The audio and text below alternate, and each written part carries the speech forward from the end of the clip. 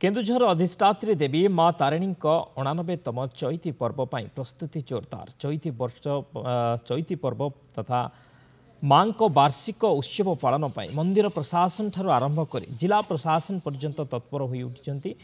तेज चैती पर्व में माँ मंदिर में लक्षाधिक भक्तों भिड़ सहित खरार मुकाबला करने विशेष पदक्षेप ग्रहण कर मंदिर में भक्त मान श्रृंखलित दर्शन मंदिर सुरक्षा और ट्राफिक नियंत्रण पर जिला तथा पुलिस विभाग पक्षर व्यापक प्रस्तुति कर पर्व आसंता एप्रिल 9 रु आरंभ हो 15 तारीख पर्यंत अनुष्ठित हो।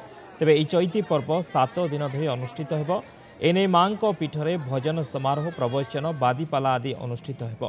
चैती पर्व पर घटगां अंचल आमिष सेवन को बारण कर एप्रिल 9 तारीख रु 15 तारीख पर्यटन माँ 89तम चैती पर्व अनुष्ठित हो।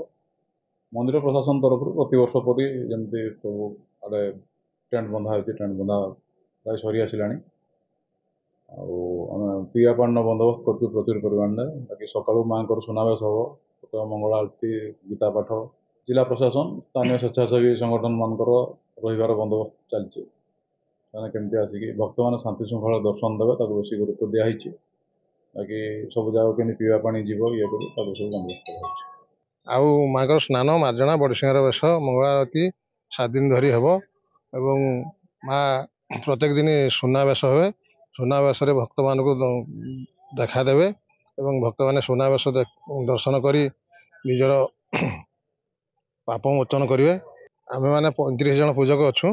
प्रत्येक दिन तो समस्त की जगह हेनी किंतु आम पाली कर सब पूजक भक्त मान को दर्शन केमती सुरखुर हे से पाली कर बसी जल्दी जल्दी भोगराग लगे भक्त मान को विदा कर समस्त एठिका स्थानीय व्यवसाय एवं समस्त भक्त समस्ते माँ सुनावेश देखापी अपेक्षा करते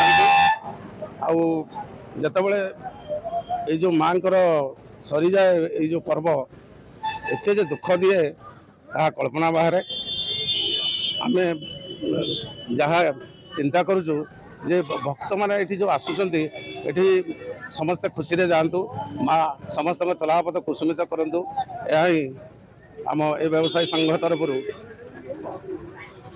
संघ तरफ आम जनाऊँ।